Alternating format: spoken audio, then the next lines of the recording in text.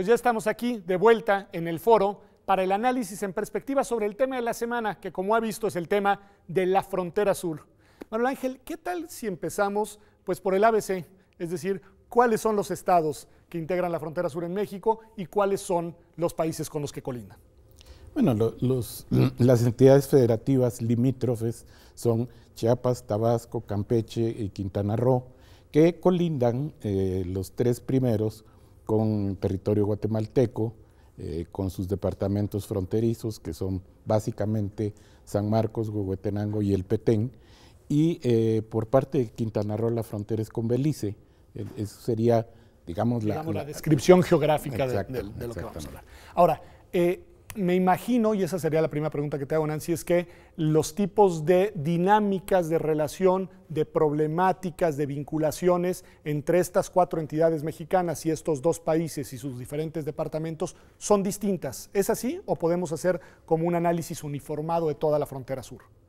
Hay cosas que se comparten en toda la frontera, digamos, tenemos que partir de que es una misma región, ¿no? Antes de que existieran las líneas fronterizas, eso es bien interesante, era una misma región, es decir, había una convivencia entre poblaciones de los países que son limítrofes con los estados del sur de nuestro país, y entonces hay que entender eso porque hay una dinámica entonces que antecede muchísimo a las fronteras y que hay una relación comercial, hay una relación de familias, ¿no? Dentro de toda la región, y la cual se ha visto interrumpida en el momento en el que se delimitan vía las fronteras los países, digamos, tanto de México como de Guatemala y Belice, ¿no? Principalmente con Guatemala, que hay un impacto mucho más fuerte en donde desde la lógica de los gobiernos no se entiende que hay una dinámica que respetar, ¿no? Que una frontera no iba a eliminar toda una tradición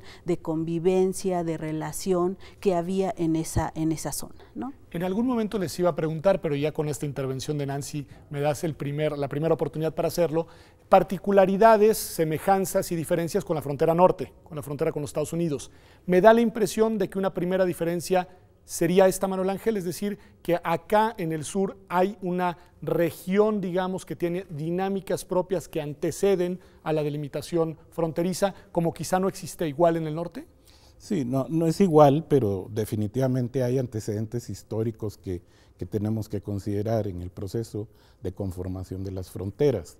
El hecho es que hay una diferencia importante de la manera como se estableció la frontera norte, la frontera entre México y Estados Unidos, conocemos la historia, y una situación diferente del proceso de conformación de la frontera sur, particularmente entre México y Guatemala. El caso de Belice también es un poco diferente. Y eso implica, como decía Nancy, esa existencia de una serie de vínculos y de procesos que existían antes de que a lo largo del proceso de conformación de los estados nacionales se fue definiendo ese límite. No obstante, hay muchas relaciones, muchos procesos, muchos antecedentes que siguen formando parte de la vida cotidiana de la frontera y que ayuda en gran medida a definir lo que es la vida de la región, de esta región fronteriza. Por favor, no adelante, porque lo que les iba a preguntar es, a ver, ejemplos de cuáles son estas dinámicas, que son dinámicas más de carácter social y, como dicen ustedes, de carácter regional, y que, pues, de alguna manera suceden, se verifican y se despliegan a pesar de la delimitación fronteriza. ¿Cuáles podrían ser ejemplos de esto, Nancy? Por ejemplo, una de ellas, y que es como una de las más conocidas, tenemos que en la zona, principalmente en la de Soconusco, hay una actividad productiva en relación a todo el tema del café, ¿no? La pizca del café. Y que ahí, por ejemplo, es tradicional que había movimientos, dependiendo de los tiempos de la pizca, del grano, en que nacionales de Guatemala se mueven a territorio del Soconusco para hacer esta pizca, que eso, por ejemplo, es algo de lo que antecedía también, ¿no? Ya ahora con toda esta conformación de los estados-nación y después con las políticas que se fueron implementando particularmente en México, ahora todo eso eso se busca regular, digamos, a través de formas de trabajo migratoria, algunos que pasan por ahí, pero muchos otros de quienes ingresan al Soconusco a trabajar lo hacen sin ningún tipo de documento porque tradicionalmente la familia se ha dedicado a eso, ¿no? Y eso sigue sucediendo ahora. Y eso sigue sucediendo, ¿no? Nos decía Nancy la cuestión de las dinámicas también familiares y me imagino que también culturales. ¿Cómo funciona eso? Es decir, podemos hablar de que hay una cultura regional que sigue estando presente ahí, a pesar también, de nuevo, de la limitación fronteriza. Sí, sí, definitivamente hay una serie de situaciones muy localizadas, porque la frontera, si bien podemos hablar o entenderla o asumirla como una región, también es extensa y muestra diferencias no solo de carácter físico, topográfico, sino también de carácter social y cultural. Entonces hay grupos sociales que mantuvieron o que quedaron en la frontera, sobre todo grupos étnicos que hoy se reconocen como que viven en ambos lados de la frontera y por supuesto entre la población que vive del lado guatemalteco y la población que vive del lado mexicano, de un mismo grupo étnico hay una continuidad en las relaciones. Pero también en las zonas urbanas, como la ciudad de Tapachula, que podríamos decir que es la ciudad fronteriza por excelencia de esta región, hay movimientos cotidianos frecuentes en términos sociales y culturales, pero también económicos. Hay un intercambio de bienes y de servicios que forman parte de esa vida cotidiana y que no son estáticos en el tiempo, han ido cambiando. Esto que decía Nancy, también la dimensión laboral, cómo los trabajadores que participan en las actividades relacionadas con la producción de café, desde finales del siglo XIX, principios del siglo XX, cuando se conformó toda esta región productiva, empezaron a atraer trabajadores por las circunstancias que se dieron en ese momento, pero sobre todo a partir de la segunda mitad del siglo XX, pues básicamente la fuerza de trabajo que participa es de origen guatemalteco y es una migración temporal, o sea, llegan exclusivamente para trabajar en la época de la cosecha. Pensando en esta dimensión todavía exclusivamente regional, porque quiero que luego ampliemos, digamos, la dimensión de la frontera en las dos direcciones, pero pensando todavía en la cuestión regional, por lo que escucho, son más, digamos, los desplazamientos de personas de sur a norte que de norte a sur, incluso para este tipo de migraciones temporales.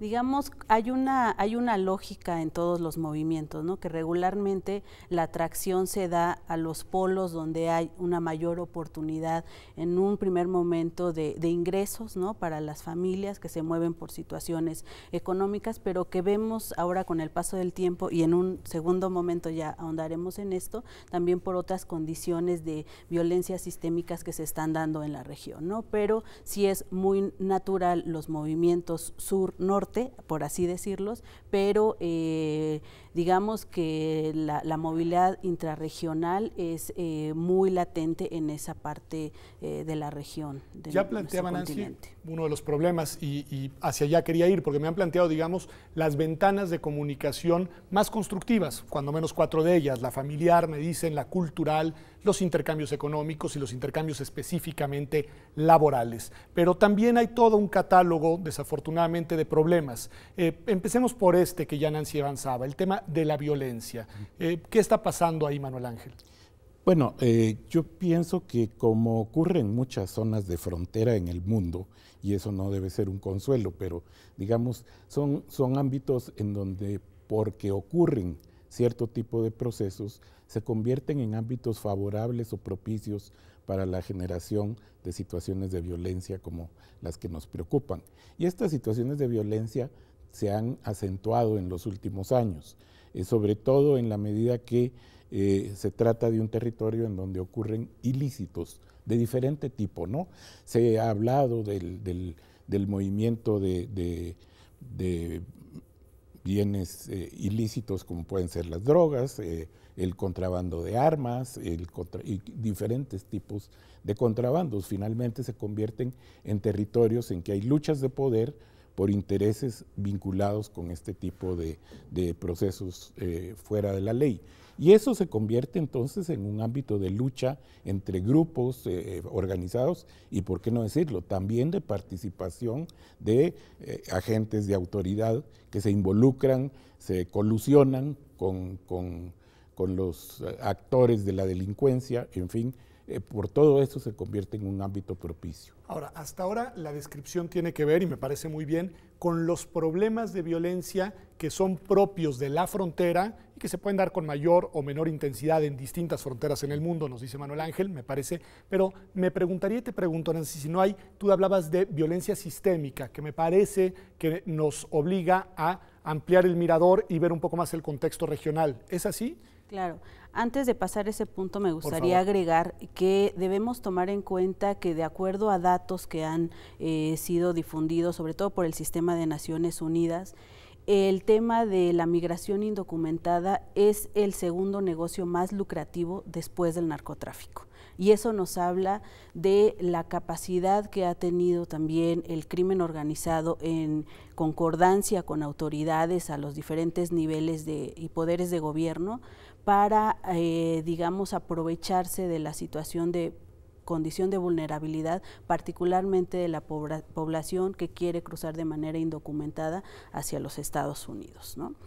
Entonces, creo que en este sentido, ¿no?, de lo lucrativo que es el negocio de la migración indocumentada, es que hemos visto como en los últimos años, no es que no existiera antes la violencia, pero el grado y los niveles de violencia que se están viviendo, particularmente en los últimos 6 años en el territorio mexicano, han sido sin precedentes, ¿no? No por número, sino por el nivel de violencia que se ejerce contra las personas indocumentadas en nuestro país.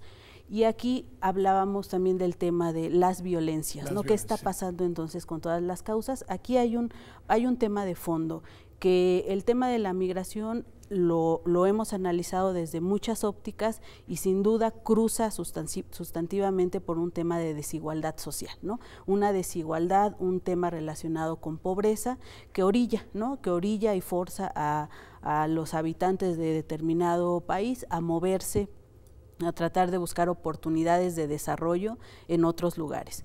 Pero aquí hemos visto cómo se ha cruzado estas condiciones de falta de desarrollo en cada uno de los países, se ha agudizado mucho más, particularmente en Centroamérica, pero también en otros países, y eso no ha favorecido que se generen condiciones de desarrollo ni nacional ni a nivel regional. ¿Y qué ha pasado? Ha pasado que ha cruzado con un nivel de inestabilidad de los gobiernos muy fuerte que ha favorecido el hecho de que el crimen y la delincuencia y los grupos organizados intervengan de manera mucho más fuerte en los países y desestabilicen, ¿no? Y generen también en la vinculación que tienen con las autoridades altos niveles de corrupción, ¿no? Y ahí es donde vemos cómo se van generando estas violencias sistémicas que no tienen que ver nada más con la falta de acceso de oportunidades de las personas a un nivel de desarrollo, sino también con toda la parte de servicios y derechos económicos, sociales y culturales a los que deberían de tener acceso las personas, se les está negando porque se está privatizando toda la parte de servicios a los cuales la población ya no tiene ni una mínima garantía de acceso. A ver, me parece muy interesante, digamos, todos estos planteamientos que tienen, digamos, en los dos casos, implicaciones de distintos actores y a distintos niveles. ¿Les parece si damos una repasada muy breve a algunos de los elementos que han colocado? La situación, la cuestión social. Es decir, nos habla de problemas, Nancy, de pobreza, de marginación, es decir, cómo está la economía de la región y cómo están los índices de calidad de vida. Bueno, eso particularmente en ciertas regiones hay problemas enormes de desigualdad social que evidentes en una serie de indicadores de pobreza, pobreza extrema, pero al mismo tiempo una serie de limitaciones que vienen desde la época del posconflicto en Centroamérica, que tienen que ver con las dificultades para reactivar esas economías y generar la suficiente capacidad de empleo para una población que crece con tasas todavía relativamente altas en comparación a las de otros países de la región latinoamericana. Tenemos un problema económico y hablabas tú de privatización de los servicios. ¿Qué fenómeno es ese? Por ejemplo, algo que vemos como muy claro en el contexto mexicano.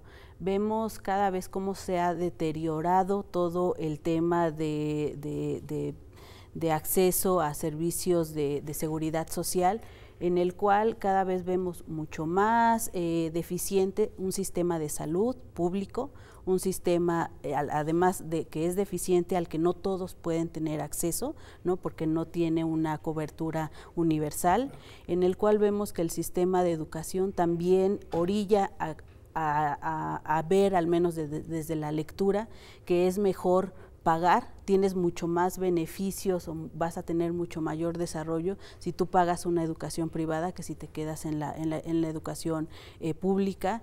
El derecho a servicios o programas sociales, que también hemos visto cómo nada más han ido como atacando problemas coyunturales que se dan en ciertos periodos, pero no van direccionados a fomentar el desarrollo o el crecimiento o la articulación entre diversos programas para generar mayores oportunidades para las personas. Al contrario, van generando mucho mayor dependencia en el tiempo estos programas sociales que deberían de ir fomentando otro tipo de iniciativa, ¿no? Pues me han ayudado muy bien a ver la dimensión social, a ver la dimensión económica. He dejado deliberadamente en el tintero la dimensión institucional, la situación de los estados y la relación de esos estados con el Estado mexicano. Si les parece, después de un corte, volvemos sobre ese tema y también sobre el de los derechos humanos, que ya lo has colocado, Nancy, que tiene que ver con los migrantes, pero no solo con los migrantes, y que tiene que ver también con las obligaciones y responsabilidades de las autoridades estatales. Estamos aquí en Observatorio, como ha visto, hablando del sur, hablando de las 4 entidades federativas que demarcan con 2 países la frontera mexicana hacia el sur. Volvemos después de un corte, que estamos hablando de este tema que en verdad nos interesa no solo allá, sino también acá.